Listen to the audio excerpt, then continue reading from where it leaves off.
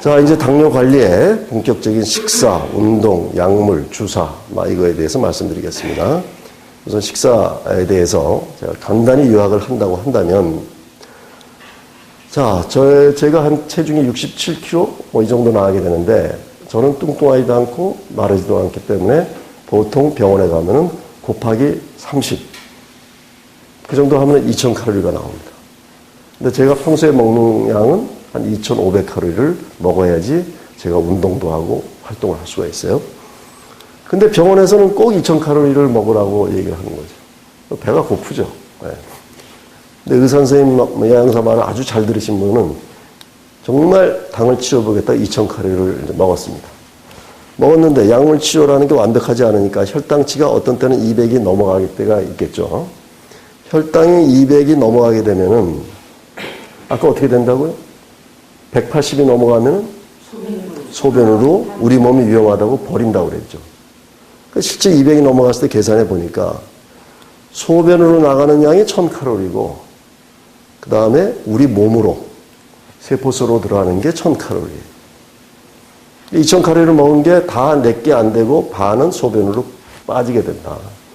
그래서 쉽게 우리 모든 세포들이 영양실조 상태가 되고 모든 세포가 영양실조 상태가 되니까 췌장세포도 영양실조 상태가 돼서 서서히 췌장 기능이 나빠지게 되는 겁니다. 물론 약물 치료에 오래되게 되면은 췌장 기능이 나빠진 것도 있지만 영양실조 상태가 같이 도와줘서 췌장 기능을 점점점 세포들이 이제 죽어가거나 숫자가 줄거나 이제 그런 과정을 거치게 된다.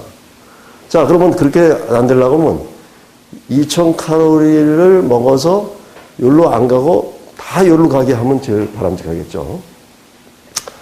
그러나 완벽하게 인슐린 펌프를 찬다 하더라도 완벽하게 그렇게 항상 180 이하를 유지하기는 쉽지는 않을 겁니다. 그래서 2000칼로리는 상당히 적은 양이기 때문에 우리 인슐린 펌프의 장점은 보통 사람은 똑같이 먹죠. 보통 저 같은 경우 2400칼로리면 2400칼로리, 500칼로리를 먹고 일로 다 가게 해주게 되면은 세포는 영양이 실조 상태가 걸리지 않고 충분한 영향을 받아서 췌장세포도 살아날 기회를 주게 됩니다. 근데 또 너무 지나치게 많이 먹게 되면은 우리가 살이 찌게 되죠. 살이 찌게 되면 췌장 기능에 부담을 줄 수가 있어요. 네. 왜? 먹여 살려야 할 식구가 늘어나게 되면은 췌장은 더 많은 인슐린을 분비를 해야 되는 겁니다. 다음. 자, 그래서 이제 어떻게 할 거냐. 기존에 현미, 잡곡, 콩, 보리밥 먹는 게 과연 좋을 거냐. 네. 기존 치료를 하는 데는 도움이 됩니다. 기존 치료를 하는 데는. 왜? 현미, 잡곡, 콩, 보리밥은 우리 몸에 다 흡수가 안 되고 배변으로 상당량이 빠져나가게 된다. 빠져나가게 된다. 따라서 혈당은 적게 올라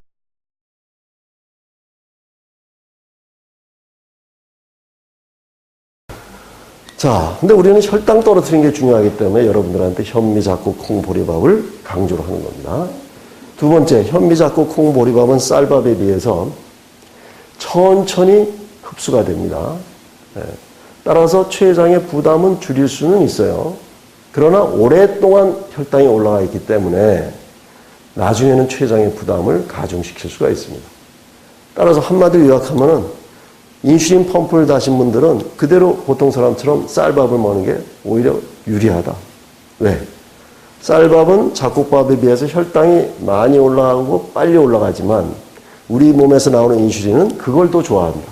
빨리 많이 올라갈 때 인슐린이 쫙 밀어줘서 혈당을 떨어뜨리고 그 다음에 췌장은 쉬겠다 하는 게 이제 하나님이 그렇게 만드신 거니까 여러분들은 거기에 맞게끔 쌀밥에다가 잡곡을 적당히 섞은 다음에 충분히 먹고 그리고 먹기 전에 식사량을 갖다가 눌러주시고 먹으면 그게 가장 하나님이 만들어준 유사한 방법의 인슐린 분비 패턴이 되고 치료 방법이 되겠습니다. 췌장 기능이 회복되려면 반드시 필요한 게 뭐죠? 췌장 세포를 다시 많이 만들어내고 기능을 향상시키려면 거기에 반드시 필요한 게 단백질입니다. 단백질. 모든 세포는 단백질, 지방으로 구성되어 있어요. 네. 그렇기 때문에 고기를 적게 먹는다. 뭐 지방을 적게 먹는다. 이런 것은 그렇게 췌장세포를 살리는 데는 도움이 되지 않습니다. 혈당을 안 올리는 데는 도움이 될 수 있어도, 따라서 저희는 반드시 고기를 섭취할 것을 이제 권장해 드리도록 하고, 따라서 보통은 식사량을 적게 하는데 중점을 두지만, 여기서는 식사량을 충분히, 여기서 충분히라고 하는 거는 적절하게 본인이 만족할 만한 정도, 체중이 급격히 늘지도 않고 살이 빠지도 않은 그런 정도의 양을 우리가 얘기를 한다고 볼 수가 있습니다. 그 다음에 보통 일반적으로 우리가 당뇨 환자들한테 하루에 3번 식사를 하지 말고 간식을 2번 하게 되면 5번으로 쪼개서 먹으면 좋겠다, 이런 얘기를 들었을 겁니다. 그거는 2000칼로리를 5번으로 쪼개면 아침, 점심, 저녁 500씩, 그리고 간식으로 250씩 2번 하면 이제 2000칼로리가 되는데, 그때의 좋은 점은 혈당이 많이 안 올라가기 때문에 그때마다 췌장 부담을 덜어줄 수는 있겠어요. 그러나 췌장이 5번을 일해야 된다. 5번을. 그래서 췌장 기능을 회복하는 데는 불리하다. 그러니까 하루에 3번 제대로 먹고 간식은 안 할수록 우리 췌장은 부담을 덜어서 회복할 수 있는 기회를 줄 수가 있다. 그렇습니다. 다음. 자, 여기 보시면은 여기 서로 바꾸어 먹을 수 있는 음식의 종류의 양, 이렇게 써 있는데 이게 굉장히 중요한 얘기가 되겠습니다. 자, 밥 한 공기는 몇 칼로리죠? 그거는 딱 기억을 하셔야 돼요. 밥 한 공기는 몇 칼로리세요? 얼마? 밥 3분의 1 공기가 100칼로리니까 한 공기는 300칼로리죠. 그죠? 300칼로리. 그건 딱 기억해 놓으시면 돼요. 짜장면 한 그릇은 700칼로리. 라면 하나 600칼로리. 뭐 그런 거 좀 외워두시면 도움이 될 겁니다. 자, 그런데 보통 우리가 이제 밥을 이제 기준으로 해서 우리가 당에 가장 영향을 미치는 거죠. 근데 밥하고 같은 종류의 음식이 뭐가 있겠습니까? 밀가루로 만든 빵, 과자, 시리얼. 밥보다 2배 내지 3배 혈당이 더 많이 올라간다. 같은 양을 먹었을 때. 그러니까 한마디로 말해서 밥보다 2~3배가 더 나쁘다. 왜 그럴까요? 가루로 만들었기 때문에. 아까 제가 주스, 음료가 혈당을 빨리 올린다고 그랬죠. 저혈당 때 먹으는 것처럼 가루로 만든 음식은 통나달보다 혈당이 빨리 많이 올라갑니다. 빨리 많이 올라가게 돼요. 그럼 쌀가루로 만든 떡, 밥보다 한 배 반이 나쁩니다. 자, 옥수수 1배 반이 나쁘고, 고구마 역시 1배 반이 나쁘고, 그렇습니다. 자, 어느 날 밥 먹는데 후식으로 고구마가 나왔다. 어떻게 해야 되겠습니까? 고구마를 먹고 싶으면은 밥을 그만큼 덜어놓고 먹으면 됩니다. 같이 먹으면 어떻게 되겠습니까? 밥 다 먹고 고구마 추가를 하면은 혈당은 확 올라가겠죠. 같은 인슐린 양이라 하더라도 혈당은 올라가게 되겠고. 자, 어느 날 감자국이 나왔어요. 근데 감자가 맛있어서 국에 있는 감자 다 건져 먹었어요. 그럴 경우는 어떻게 해야 됩니까? 밥을 덜어놓고 먹어야 되는 거예요. 그래서 서로 바꾸어 먹을 수 있는 음식 양이라고 하는 거는 이런 것들은 옥수수, 이런 것들은 다 밥이라 같은 걸로 생각하시면 됩니다. 다음. 자, 이 채소군들이 비교적 밥에 비하면 5배 정도 혈당을 안 올리는 같은 양이라고 한다면, 그래서 꼭 간식 출출하게 되면은 우리가 야채는 어느 정도 우리가 허용을 하고 먹으시면 되겠고요. 과일은 한마디로 얘기해서 물이 많은 과일은 혈당이 빨리 맞아요? 맞아요, 틀려요? 물이 많은 과일은 아까 물 많이 먹으면 어떻게 된다고 그랬어요? 혈당이 잠시 떨어진다고 그랬죠. 그러니까 물이 많은 과일은 혈당이 적게 올라가고 물이 없는 과일은 혈당이 많이 올라간다. 이해가 되겠죠? 물이 많은 과일 대표적인 수박입니다. 자, 바나나 감은 물기가 별로 없죠. 그러니까 바나나는 수박의 4배 정도 나쁩니다. 4배 정도. 어느 분 바나나 나눠 드시는데 바나나는 먹어도 됩니다. 먹어도 되는데 그러면 어떻게 해야 됩니까? 밥을 덜어놓고 먹어야 되는 겁니다. 네, 다음. 운동에 대해서 하는 요령을 말씀드리도록 하겠습니다. 다음. 자, 당뇨 환자한테는 어떤 운동이 좋다. 뭐, 이건 다 알죠? 유산소 운동이 좋다. 뭐, 다 아시는 얘기입니다. 근데 유산소 운동이라는 건 어떤 운동이냐? 공기를 짧은 시간에 최대한 많이 마셔서 피 속에 있는 당을 세포 속으로 밀어 넣어주는 운동. 이렇게 생각하시면 됩니다. 자, 우리가 식사 후에 30분 정도. 여기 식사 후에 30분이라고 하는 거는 밥 숟갈 들어갈 때부터입니까? 내려올 때입니까? 밥 숟갈 들어갈 때부터 혈당은 올라가기 시작하니까 식후 30분 후에 평소에 운동을 많이 하신 분들은 한 30분 정도.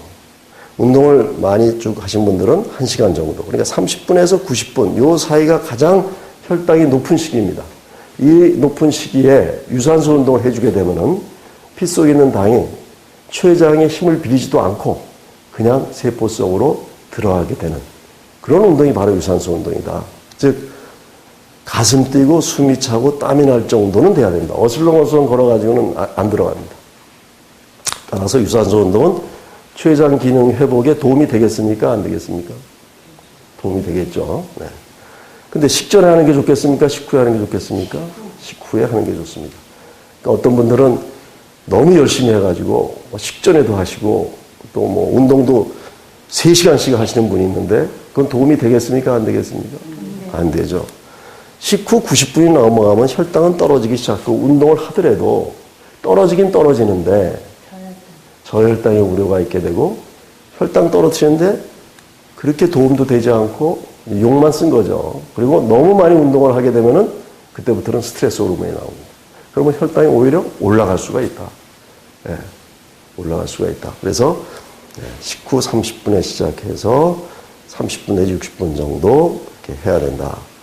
자, 유산소 운동을 하면은 이게 유산 대표적인 게 빠른 걸음을 걷기, 그 다음에 무릎 아프신 분들은 자전거 타기, 뭐 탁구, 뭐 이런 것들이 이제 볼 수가 있는데, 그 다음에 해줘야 될 게 근력 운동입니다. 근력 운동. 근력 운동은 유산소 운동이 아니라 무산소 운동이에요. 그래서 혈당 떨어뜨리는데 아무런 도움이 되질 않습니다. 그렇지만 근육량을 많이 키워두면은 혈당을 보관할 창고를 많이 늘어놓기 때문에 장기적으로 혈당 조절하는데 유리합니다. 네. 그래서 유산소 운동을 하고 들어오셔가지고 반드시 뭐 아령, 팔굽혀 펴기 뭐 이런 것들을 해서 알통도 키우고 그 다음에 스쿼트 운동이라고 해서 허벅지 근육을 키우는 운동 그 다음에 윗몸 일으키기 같은 거 복근을 키우는 운동을 꾸준히 하시길 바랍니다. 네, 다음. 자, 저희 그 병원에서 추천하는 운동에 대해서는 원내 운동장 트랙을 한 바퀴 돌게 되면은 2분 걸리고 160m, 한 10칼로리 정도가 소모가 되고, 여러분들한테 권장하는 약은 20바퀴 정도 돌면 40분 정도 소요가 되고, 한 3.2kg, 한 200칼로리가 소모가 됩니다. 30바퀴 정도면 60분이 되고, 상당히 많은 칼로리를 소모할 수가 있어요. 자, 뒷산도 있는데, 뒷산은 상당히 그 경사지기 때문에 저는 추천을 하지 않고, 요 앞산의 경우, 호숫가를 끼고 도는 아주 아름다운 경치를 바라보고 돌 수 있는 코스인데, 한 30분 정도 걸리고 1.8km 정도 소요가 되겠습니다. 그 다음에 운동실, 우천시에 러닝머신, 그리고 자전거, 그 다음에 근력운동, 기구 이런 것들이 있으니까 활용해 주시기 바라고, 복장은 반드시 앞산, 뒷산, 외부로 나가실 때는 반드시 외출 장부에 기록을 하고 운동복으로 갈아입고 나가시기 바랍니다. 다음.